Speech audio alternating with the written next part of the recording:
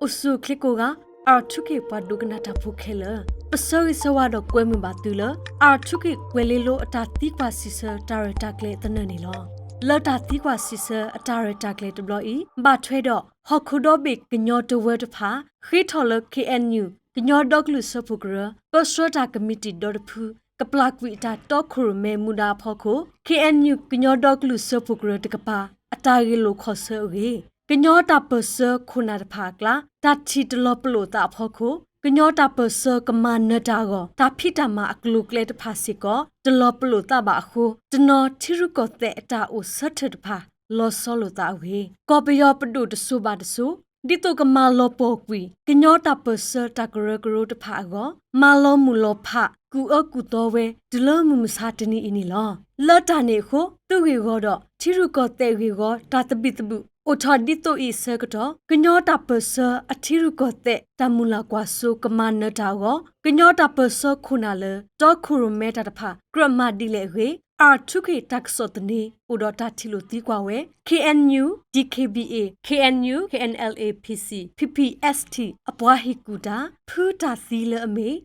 Tukodoso, Htoo Htoo Lay nilo.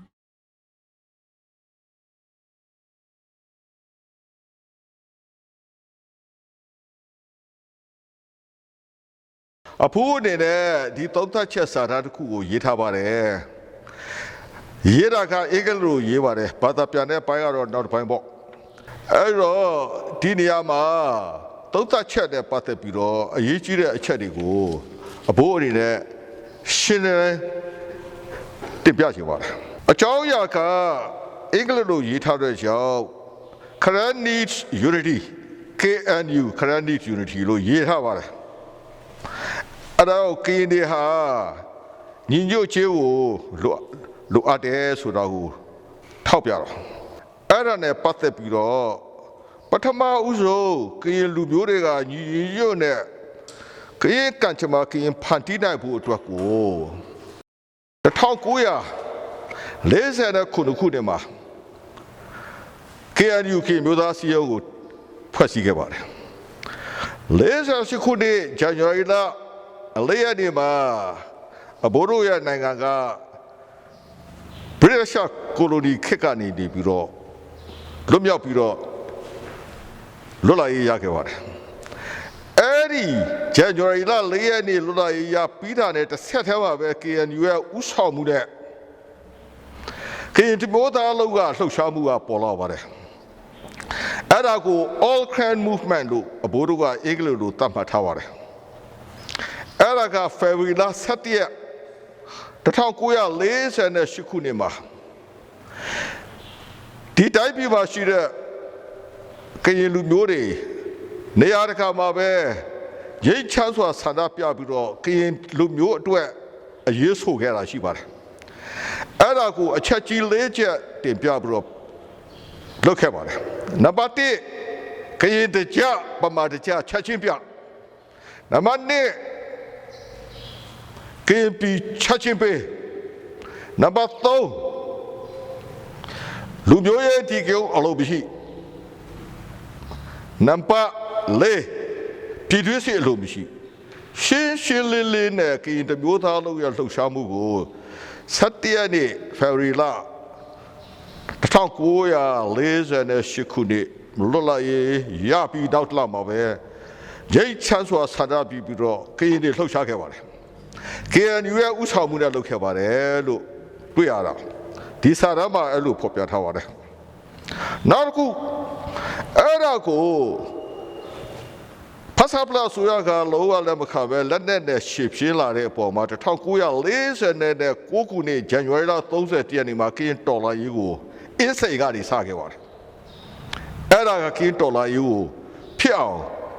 နိုင်ငံရေးအရဖန်တီးလာတဲ့အကြောင်းအရာတစ်ခုဖြစ်တယ်လို့စာရမ်းမှာသုံးသပ်ပြထားပါတယ်နောက်တစ်ခုဆက်လက်ပြီးတော့တင်ပြချင်တဲ့အချက်ကတော့ဒီလိုမျိုးတိုက်ပွဲတဲ့ပြည်တွင်းစစ်ကြီးကမလိုချင်ဘဲနဲ့ဖြစ်နေတဲ့အချိန်မှာပဲသမရာယဦးသိန်းစိန်တက်လာတဲ့အချိန်2011ခုနှစ်ကနေ2015ခုနှစ်ကြားမှာ ညချစွာပြဿနာကိုဘယ်လိုဖြေရှင်းမလဲဆိုတာကိုလက်နက်ကင်တိုင်းသားဖွဲ့စည်းအားလုံးနဲ့ညှိနှိုင်းဆွေးနွေးတဲ့ခဲ့တယ်အဲ့ဒီလိုလှုပ်လာတဲ့အချိန်မှာကရင်တမျိုးသားလုံးကိုပြန်လဲစုစည်းပြီးတော့ကရင်တမျိုးသားလုံးလှုပ်ရှားမှုကိုဒုတိယအကြိမ်ပြုလုပ်ခဲ့ကြပါတယ်အဲ့ဒီမှာ KUPC လို့ခေါ်တဲ့ Current Unity and Peace Committee ကရင်မျိုးသားများ၏စိတ်လို့ညီညွတ်ရေးနဲ့ညှိချရေးကော်မတီကိုဖွဲ့စည်းခဲ့လို့ရတယ်အဲ့ဒီဖွဲ့စည်းတဲ့ကော်မတီရဲ့အတိကဥတီချက်၃ရပ်ကတော့နံပါတ်1ကရင်တမျိုးသားကြီးလို့တမျိုးသားလုံးညီညွတ်ရေးနံပါတ်2ကရင်တမျိုးသားလုံးရဲ့တိုးတက်ဖွံ့ဖြိုးရေးနံပါတ်3တနင်္ဂနွေလုံးရဲ့ညီချရေးအဲ့ဒီအပိုင်းကိုသုံးခုကိုလုပ်ခဲ့တယ်ဒါပေမဲ့ဒီစ조사မှုဟာ2021ခုနှစ်ဖေဖော်ဝါရီလတရက်နေ့အာဏာသိမ်းပြီးတဲ့နောက်ပိုင်းမှာရပ်တန့်သွားတယ်လို့တွေ့ရပါတယ်။ဒါကြောင့်မလို့ဘယ်လိုသုံးသပ်ချင်တယ်လဲဆိုလို့ရှိရင်တော့ကရင်တမျိုးသားလုံးကစီးရီးလုံးနဲ့လှုပ်ဖို့လိုတယ်ဆိုတာကိုပြထားတယ်။ပြီးတော့တိုးတက်ဖွံ့ဖြိုးအောင်အချင်းချင်းလှုပ်ရှားရမယ်ဆိုတာကိုလည်းဖော်ပြထားတယ်။နောက်တစ်ခုတနိုင်ငံလုံးရဲ့ညီချရေးကိုဝိုင်းပြီးတော့လုပ်ရမယ်ဆိုတာကိုလည်းဖော်ပြထားတဲ့အကြောင်းပထမဦးဆုံးသုံးသပ်တင်ပြချင်ပါတယ်အဲ့တော့ဒီကြားထဲမှာ KNU ကနိုင်ငံရေးရဥဆောင်ပြီးတော့လှုပ်လာနေတဲ့အချိန်မှာ KNU ရဲ့ဖွဲ့စည်းပုံအခြေခံဥပဒေ KNU ရဲ့စီမီစီက KNU ရဲ့နိုင်ငံရေးမူဝါဒ KNU ရဲ့ဥပဒေအမျိုးမျိုးတွေနဲ့ဒီ KNU ကြီးကနှစ်ပေါင်း94နှစ်အလုပ်လုပ်နေပါတယ်အဲ့ဒီတော့ဒီကိစ္စနဲ့ပတ်သက်ပြီးတော့ကျန်တဲ့ကရင်အဖွဲ့အစည်းတွေကအဘလို့အဘရဖြစ်ပြီးတော့လာတယ်လို့တွေ့ရတယ်